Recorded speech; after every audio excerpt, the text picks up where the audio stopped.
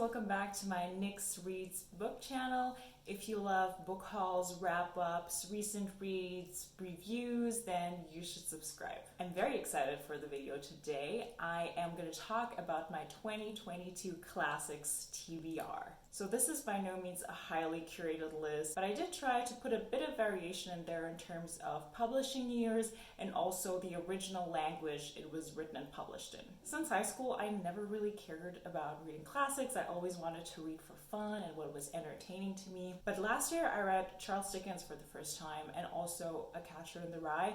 And those I actually ended up really liking. So that kind of made me open up. And for me, it made a lot of sense to put together a list so that I stay focused on the books that I actually want to get out of the way and not be distracted by just an endless amount of possibilities of books to read out there. I just put the 10 books from oldest to newest, so let's get started. The first book I finally want to read and I want to know what everybody's talking about is Pride and Prejudice by Jane Austen. I have never read a book by Jane Austen before, and I've never watched any film adaptations either of any of the books, so I am very curious to see if this is actually something that I will like because it is so widely loved. I think I read somewhere that this book is actually supposed to be funny, so like a comedy and not to be taken too seriously. So I will definitely keep that in mind when reading so I don't get hugely disappointed by it if it takes on a completely different tone that I expected.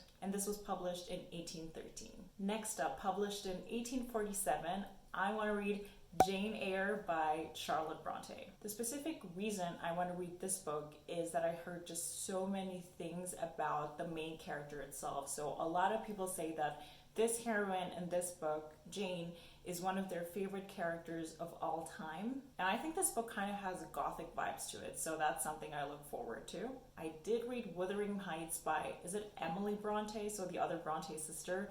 And this is probably part of the reason why I stayed away from classics for the last years, because I think I read this about 5 years ago and I just despised Wuthering Heights. I hated every character in there. I just didn't get it. It didn't work for me at all. So I really hope that this Bronte sister will have me on her side with Jane Eyre. Published in 1872, I want to read a book that was originally written in French. It is Around the World in 80 Days by Jules Verne. Obviously, this is not a French version. This is the German version. Just on a quick side note, any book that is not written in English or German, I will read the German translation of it because it is my first language. And I think it makes a lot of sense to pick up the translation in the language that you're the most comfortable with. Also a very well-known book where Phileas Fogg is our main character who starts a race to go around the earth in 80 days. I believe this also has kind of a love story in it, but I really hope that first and foremost, it is about the adventure of travel. Moving on to the year of 1877, I have a Russian literature classic here that kind of scares the hell out of me. It's Anna Karenina by Leo Tolstoy. I don't know if you can tell, but this book is absolutely humongous and the pages are super thin. It's about 1,000 pages of, I'm guessing, a very tense story about a family throughout decades, and with, I guess, Anna Karenina in the middle of it. I know that there's a film adaptation with Keira Knightley, but I've never watched it, so I'm not even sure what this is about, but I do know that the first sentence of this book is one of the most intriguing ones ever written. Happy families are all alike. Every unhappy family is unhappy in its own way. I think that sets a quite dramatic but also interesting tone. I'm guessing I'll probably read this towards the end of the year because when I pick this up, it's probably going to prevent me from reading a lot of books that month, which is fine, but if I want to stick to my goal of reading 40 books that year, I don't know, I don't want to read something that will put me in a reading slump in the middle of the year, if that makes sense. It really shouldn't matter how many books you read, but that's, I think, how I'm going to tackle this book. So this is definitely the one that intimidates me the most just by the sheer size of it. And I've never read anything from Leo Tolstoy before, but I decided to start with this and not War and Peace just because I heard that this is a good starting point. Moving on to the year 1897, I want to read Dracula by Bram Stoker. I'm probably going to end up reading this one around Halloween time, so October, November, just to really be in the mood for it. The only thing I know about this book that it is about the story of Dracula, but I have absolutely no clue what the tone of the book is, so I'm not sure if it's going to be super dense or more lighthearted, very dramatic. So that's something that I'm going to figure out later this year, I guess. And on a side note, every English copy of the books that I don't have physically here yet, I'm probably going to pick up in the Penguin English Library edition in the paperback edition, because they are so beautiful. I already have Oliver Twist and A Christmas Carol in that edition, and they're just really gorgeous. Jumping into the next century, so published in 1915, we have from Franz Kafka, The Metamorphosis, or is it Metamorphosis?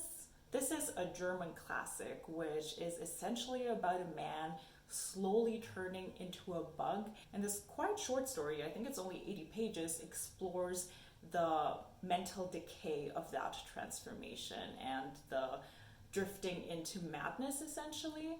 So I am very excited to read this one just because of the premise of the story. So I don't think this book will be very plot driven, but a deep character study. And depending on how graphic it's going to be with the turning into a bug part, I think it could get really under your skin. So on the timeline, we're now moving into modern classics. Published in 1960, we have To Kill a Mockingbird by Harper Lee. This is a book that a lot of people actually read in English class in school, but it was never on my curriculum, so I've never read it. For some reason, I kept confusing this book with A Catcher in the Rye, but I think it's just because the covers are both orange. I really don't know too much about the story, and I kind of want to keep it that way, but I do believe this book is about racism, and I think it has something to do with a lawyer defending a person of color.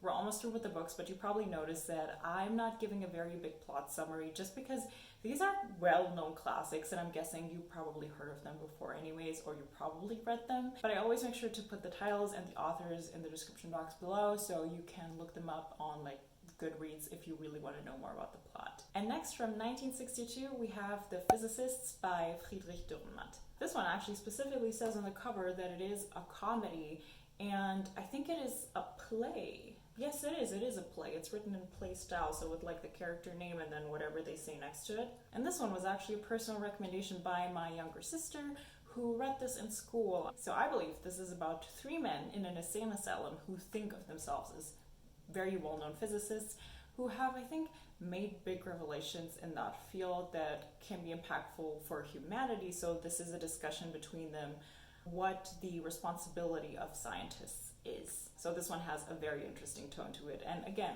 quite a short read. So both German books that I mentioned today were actually on the very short side. So if you've never picked up a German classic before, then try The Metamorphosis or The Physicists. Going back to Russian literature, now from 1967, I have The Master and Margarita by Mikhail Bulgakov. This is about a tale from the 1930s in Moscow and how the devil descends upon the city. It is also about an author who's in a madhouse and his once lover, Margarita. I've heard wonderful things about this book, about how it plays with the theme of the Soviet Union, but also binds it in with fantasy and the devil. And lastly, also published in 1967, just like The Master and Margarita, I have a book that was originally written in Spanish and published in Spanish. So this is 100 Years of Solitude from Gabriel Garcia Marquez. This is a very well-known book, which actually only came onto my radar last year because my boyfriend started reading it, and then once he mentioned it, I started seeing the name everywhere. I think I lived under a rock, and in fact I already finished this book because it was one of my first picks for January. And this is not going to be a review, but I absolutely loved it, and I am so happy that I kicked off this reading challenge with a 5-star read. This book is completely bizarre and yet incredible. This is about the fictional town called Mikhail, where you follow the Buendia family and through multiple generations, essentially in a 100-year span, and their world is filled with tragedy, with lust, with magic, and with all sorts of inventions and money, and there's people that come and go and either stay there or leave again. You basically go through the stages of colonialism, industrialization, and civil war within this town. And what I didn't realize is that this book actually focuses not just on the family, but also on a lot of forbidden love in this book, if you want to call it like that. And this book is the mother of magical realism. This is what started it all, which I didn't know. And a lot of people will tell you that this book is hella confusing because throughout the generations, people have the same names or variations of it. But I'm telling you right now, it's not that confusing because look what I did. So basically, whenever I encountered a new family member, I would put together a little family tree in the front, and honestly, this was the best thing to do ever because it kept me completely on track with who they are talking about and how they are related to each other. So if you do that, then do not fear that you will be confused, because this way you know at all times who you're following in the story. So yeah, I can already tell that book number 10 on my list was completely brilliant, and I'm so happy that this reading challenge started out on such a high note. So this was my 10 classics and modern classics books to read in 2022. I think 10 books is a good number, especially since, yes, one of them is super chunky, but there's a few of them that are quite short. So please subscribe to this channel if you like this kind of content, and give this video a like if you enjoyed it.